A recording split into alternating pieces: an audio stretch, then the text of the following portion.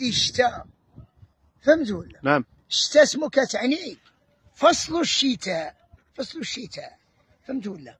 ماشي اودي خصنا الشتاء والشتاء جاتو والشتاء راها طيح، لا اشري هذاك الماء، لأن الله تعالى وتبارك قال وأنزلنا من السماء ماء فأحيينا به الأرض بعد موتها فنامت وربت وأنبتت من كل زوج بهيج.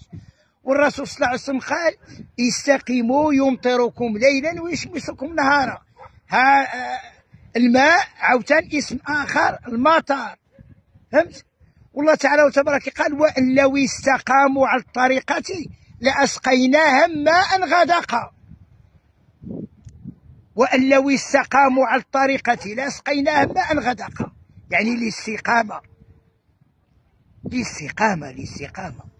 وأن لو استقاموا على الطريقة لأسقيناهم ماء غدقا.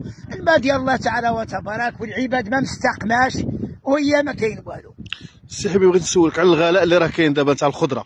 كيفاش؟ الغلاء، واحد الغلاء ثمن مرتفع بزاف الخضره، وكيقولوا عليك الناس انت واحد الوقت كنت كتطلب للفقير كنت كتطلب له الغلا، واش بصح؟ ما كانش، حنا ما عندناش الفقير ما عندناش المسكين، المغرب ما فيه لا فقير ولا مسكين، فهمنا ولا؟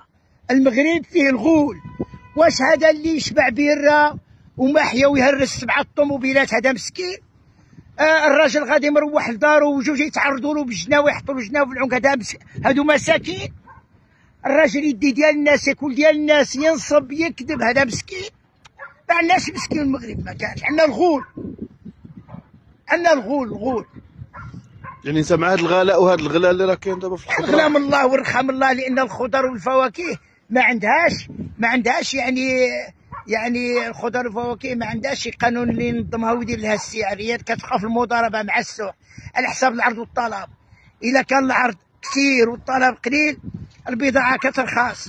ولكن حنا كيقولوا باننا يعني دوله فلاحيه، دابا حنايا السلعه ديالنا كنصدروها لاوروبا، وحنا دابا ما عندناش، وهذاك مشكل عاوتاني. يعني خصنا نحققوا الاكتفاء الذاتي وفائض الانتاج نصدروه. اذا بقينا كنصدروا من الاكتفاء الذاتي السوق يطلع.